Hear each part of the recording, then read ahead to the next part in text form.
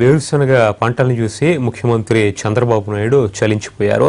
అనంతపురం జిల్లా ఆమడుగుల గ్రామంలో పర్యటించిన చంద్రబాబు అక్కడ వేరుశనగ పంటల్ని పరిశీలించారు. రైతులను అడిగి సమస్యలు తెలుసుకున్నారు. అనంతపురం, చిత్తూరు జిల్లాల్లో కరువుకు సంబంధించి ఎమర్జెన్సీ ప్రకటించారు.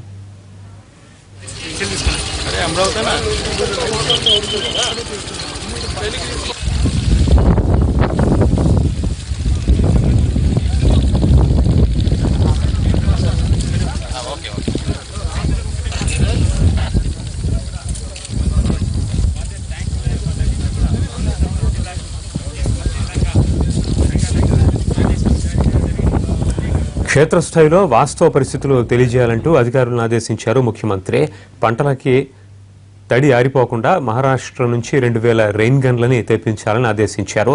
వ్యవసాయానికి సంబంధించినంత వరకు 24 గంటలు విద్యుత్ ఉండేట్లు చర్యలు తీసుకోవాలన్నారు.